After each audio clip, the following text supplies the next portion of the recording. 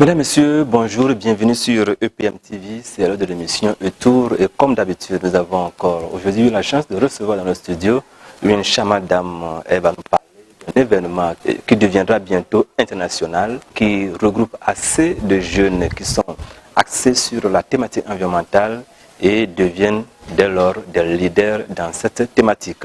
Alors, nous recevons pour vous aujourd'hui Madame Afi Constance Deguenon. Elle est la présidente de l'association Écolotrip. Madame, bonjour. Bonjour. Votre voix peut encore porter plus que ça. Bonjour. Alors, dites-nous, qui est réellement Afi Constance Deguenon? Alors, mon nom c'est Afi Constance Deguenon. Je suis togolaise. Je suis diplômée en sciences sociales et je suis une autre formation en protection de la faune. Et actuellement, je suis la présidente de l'association Écolotrip. Voilà. Si on parle d'Écolotrip, qu'est-ce que c'est? Écolotrip, c'est une association en réseau de jeunes francophones qui sont acteurs de la lutte contre les changements climatiques, qui militent pour la protection de la biodiversité et la lutte contre la désertification également. Écolotrip aujourd'hui, si on veut résumer, Écolotrip pour savoir ce que c'est au niveau de la foule, c'est la thématique Week-Éco. Oui. Qu'est-ce que c'est Week-Éco? D'accord. Week-Éco, c'est un forum annuel que nous organisons depuis 2018 et qui rassemble les jeunes francophones venus des 5 continents pour discuter de la thématique de la protection de l'environnement et également pouvoir se former un réseau pour pouvoir collaborer entre jeunes francophones et aussi suivre des formations qui vont dans le cadre de leur activisme ou de leur engagement pour pouvoir avoir des capacités ou des compétences qui peuvent les aider dans leur carrière.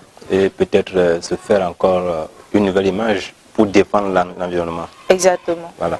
Alors, qu'est-ce qui est le déclic de cet événement que vous appelez Week-Éco? Week-Éco, le déclic est venu du fait que dans les conférences internationales, quand vous partez souvent dans les conférences internationales, il y a très peu de jeunes francophones qui participent à ces conférences-là. Voilà. Et souvent, c'est soit le manque d'informations, soit ils ne sont pas assez informés sur ce qui se passe sur le terrain, de la politique environnementale, comment est-ce que les conventions sont signées, c'est quoi le processus de diplomatie environnementale et tout.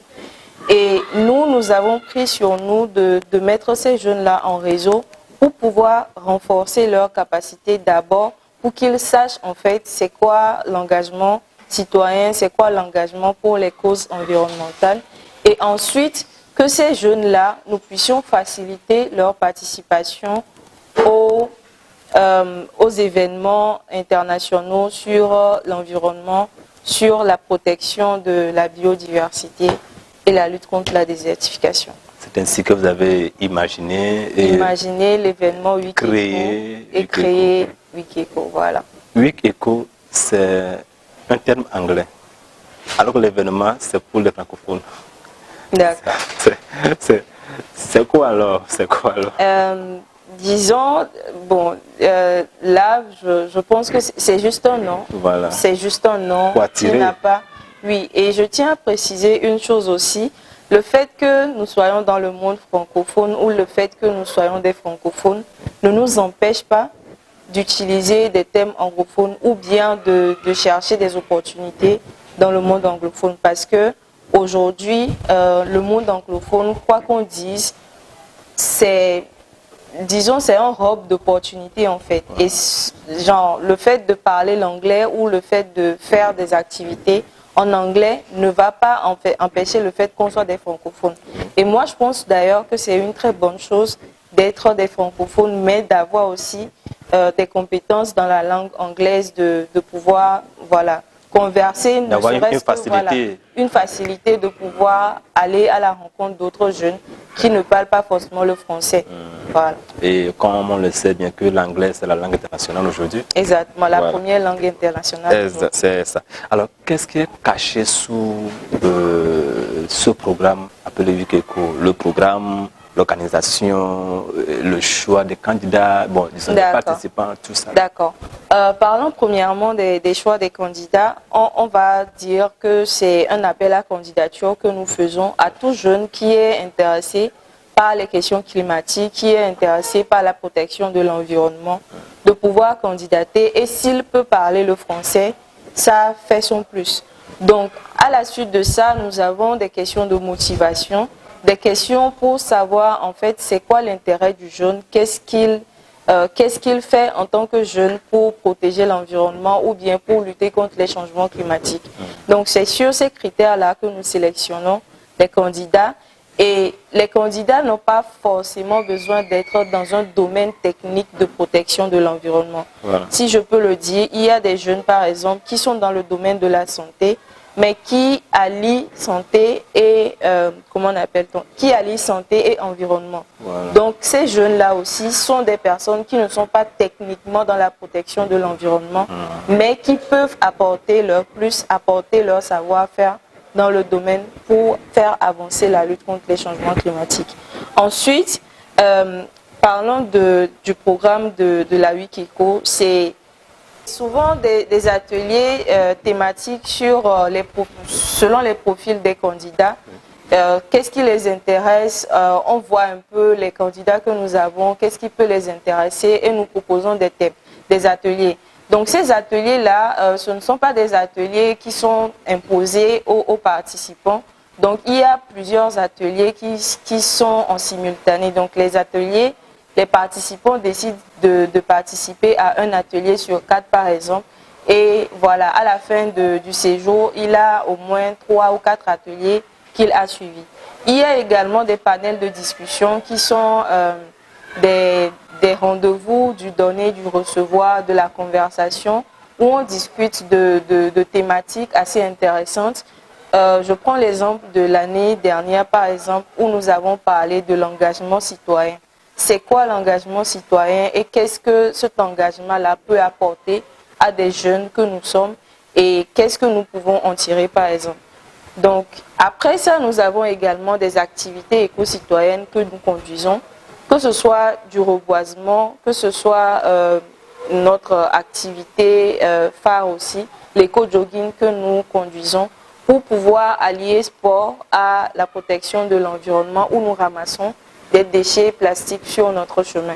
Et bien évidemment, quand des jeunes internationaux viennent dans un pays, ils veulent forcément découvrir les atouts touristiques du pays et qu'est-ce qu'ils peuvent en tirer. Donc nous faisons également des visites touristiques, mais pas que, des visites qui peuvent apporter quelque chose à la lutte également. Donc nous visitons des fermes agroécologiques par exemple, où nous visitons des lieux qui méritent d'être protégés ou des lieux qui sont déjà protégés en fait, pour connaître un peu l'histoire de la communauté où nous sommes allés et voilà. Oui.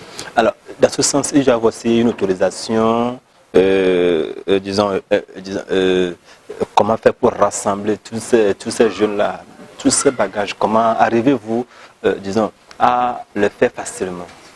Ce n'est jamais facile, voilà. Ça n'a jamais été facile. Mais à vue d'œil, les gens se disent, ben, c'est tout facile de en faire. fait, nous, je dirais qu'en fait, on aime travailler pour que les gens voient le résultat et soient un peu, disons, dire que c'est des jeunes qui sont en train de travailler. Voilà. Et nous aimons beaucoup quand les gens sont surpris que ce soit des jeunes qui travaillent sur ce projet-là.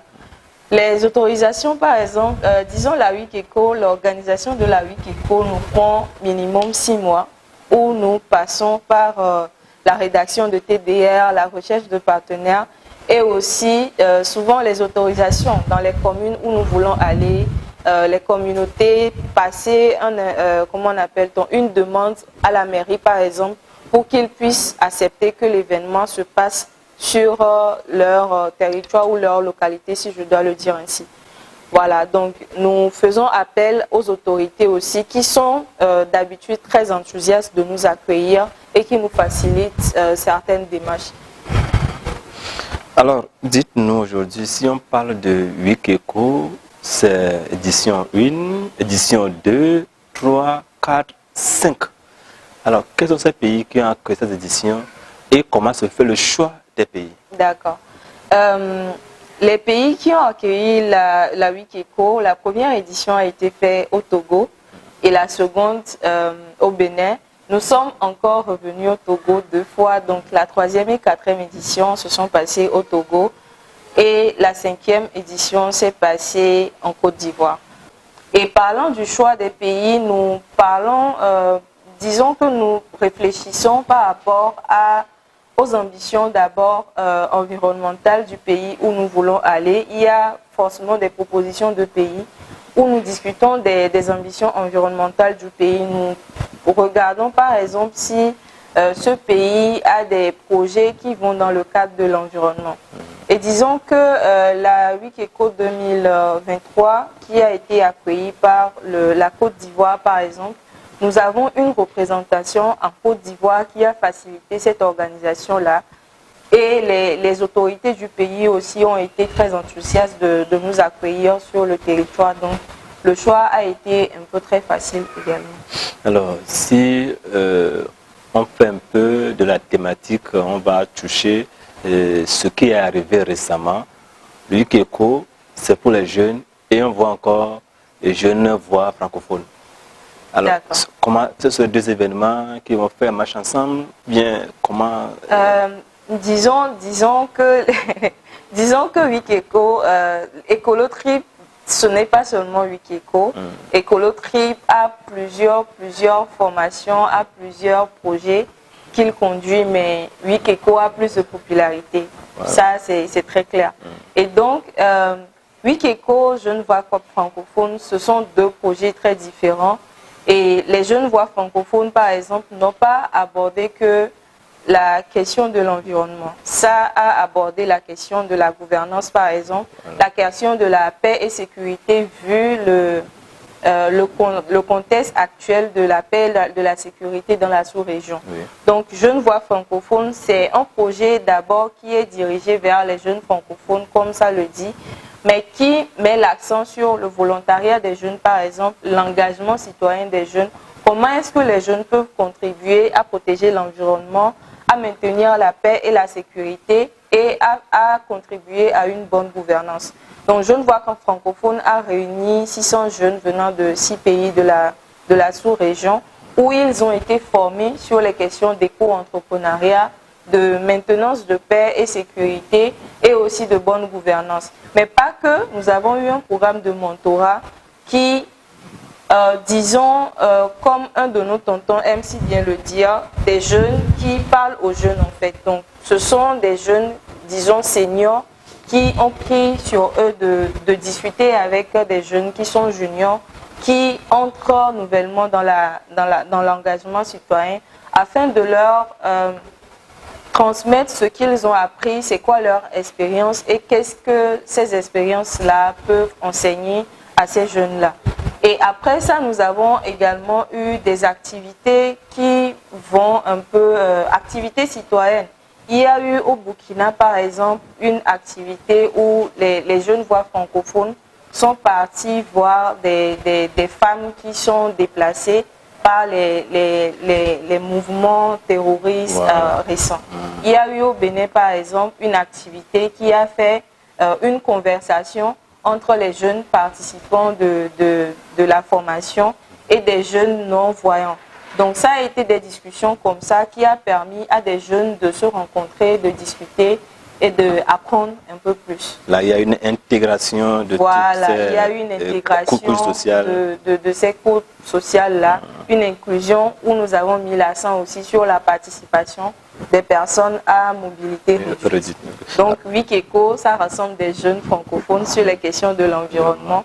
Et ça vient aussi de toute la francophonie. Donc, pas que des Africains, mais JVF s'est concentré sur l'Afrique de l'Ouest et les formations ont été nationales avec une apothéose internationale.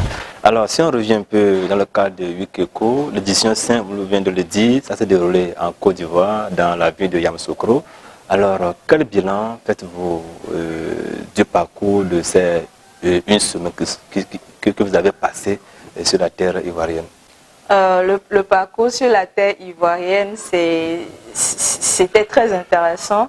Et le bilan de la Wikeko, d'année en année, c'est toujours positif. Voilà. Positif dans le sens où les jeunes, ils apprennent forcément quelque chose. Je n'ai pas encore connu de jeune qui soit venu à la Wikeko et qui a dit qu'il n'a rien appris de la Wikeko. Et peut-être que je suis membre de l'organisation, c'est pour ça que je n'ai jamais entendu de critiques négatives.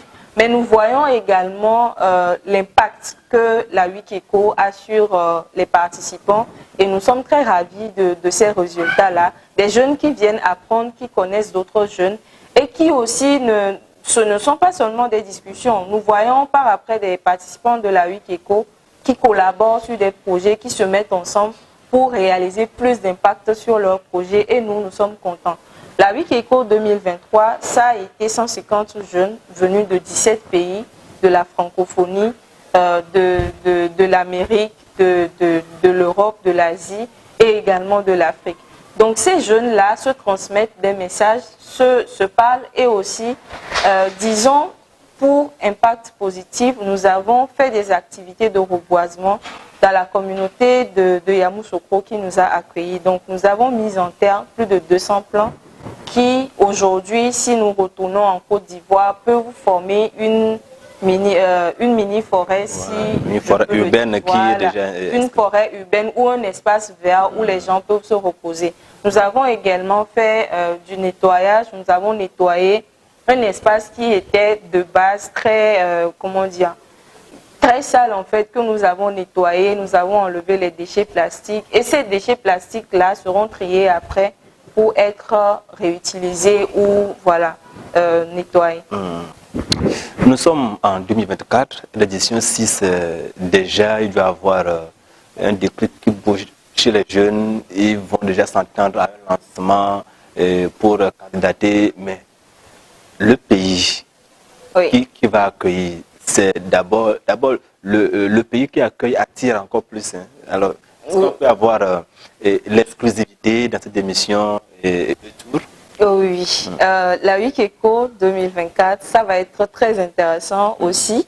Ça va apporter de nouvelles innovations dans le programme. Nous avons prévu un hackathon pour sélectionner un projet qui va être conduit dans la communauté qui nous accueille. Voilà. Et cette édition va se passer du 25 au 29 juin au Bénin, dans la ville de Parakou.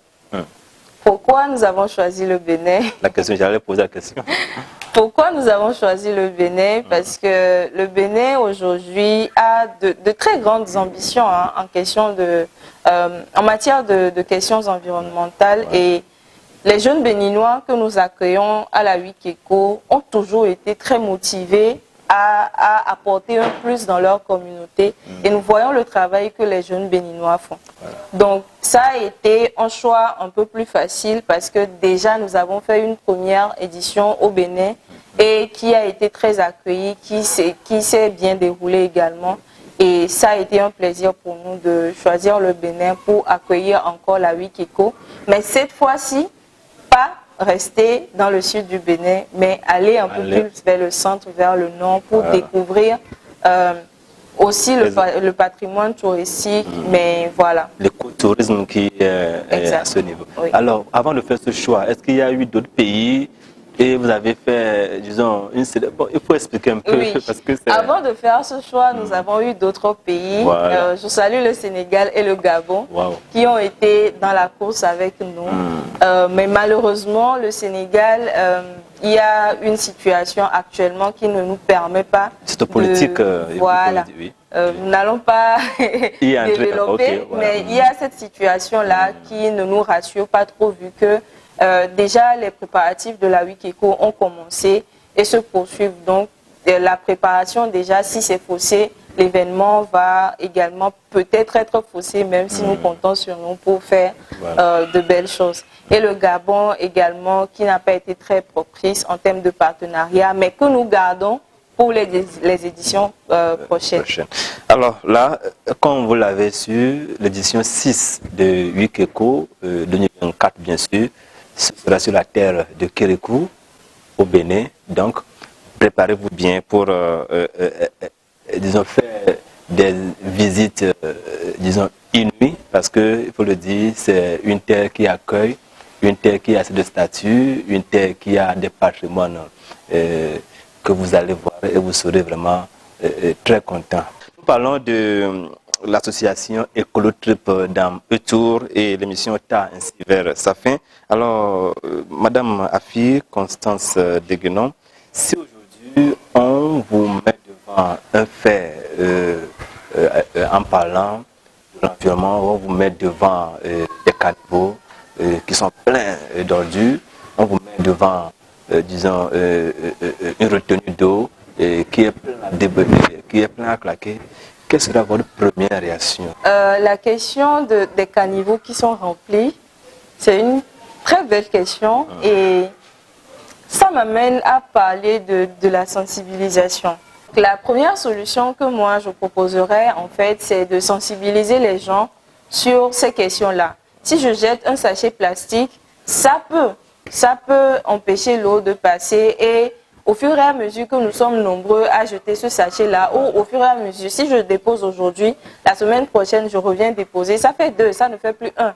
Donc, ces sachets plastiques-là que nous mettons dans les caniveaux peuvent causer des inondations. Ça part d'une cause A à une cause B et à une conséquence C. Donc, sensibiliser assez la population sur les méfaits de ces gestes, ces petits gestes-là. Ce sont des gestes quotidiens que nous menons, mais qui nous font beaucoup de mal. Donc, les ramener à la bonne pratique. Alors. Voilà, aux bonnes pratiques. Ces gestes-là, les bonnes pratiques-là peuvent sauver l'environnement d'abord et nous-mêmes. La santé, que ce soit la santé, l'alimentation ou même le fait que nous soyons inondés, je pense que la question des caniveaux, il faut premièrement une sensibilisation.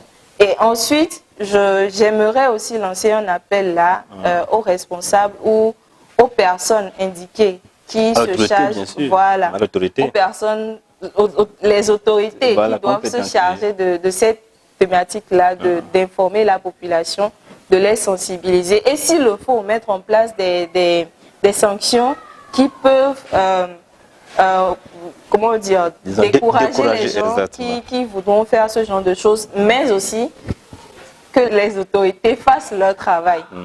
Quand vous faites votre travail et que vous sensibilisez la population, ils sont plus réceptifs et ils vont s'occuper de ces questions-là. Voilà. Alors, Wikeko, c'est pour bientôt. La jeunesse est là, les Togolais sont là, les jeunes africains sont là. Et Wikeko devient donc une plateforme de la voix des jeunes. Oui. Ce que veut dire que Écolotrip représente la jeunesse africaine. Oui. Écolotrip travaille essentiellement avec les jeunes.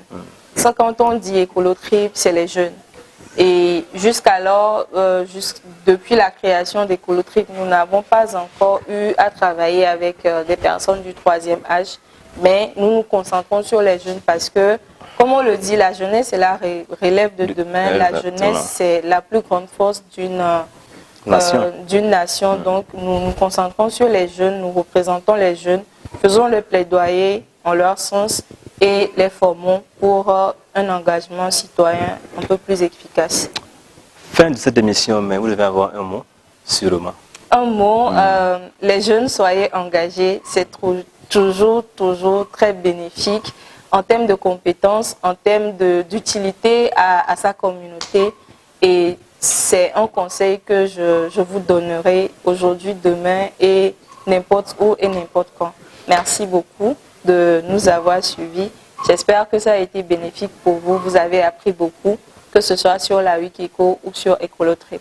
Et sûrement que les gens vont se dire, pour l'inscription pour Wikeko 2024, il y aura comment ça va se faire, disons, l'appel? Là, ils vont L'appel à commencer. candidature cela sera lancé sur nos pages sociales, Et Facebook, X, LinkedIn, X. Moi, je ne l'appellerai pas X, c'est Twitter, toujours Twitter pour moi. Voilà. Donc, sur Twitter, LinkedIn, Instagram, Facebook, mettez @ecolotrip, vous allez trouver nos pages et tout se passe là, les informations passent tout le temps. Merci de nous avoir suivis. Fin de cette émission de E-Tour. Nous avons reçu pour vous Madame Afi Constance Deguenon. Elle est là au nom de Ecolotrip. Nous avons fait le tour des activités que mène Ecolotrip, à savoir l'activité phare qui est la Wikieco. Et nous avons aussi parlé de jeunes voix francophones. Alors, pour l'édition 6 de cette randonnée qui aura lieu dans un pays africain, alors vous l'avez su, c'est le Bénin, le pays des Amazones. Alors, préparez-vous pour vivre, disons, une aventure exceptionnelle, inoubliable, exceptionnelle. Et à très bientôt. À très bientôt. On se dit rendez-vous pour un numéro sur E+ Média TV. Au revoir et à la prochaine.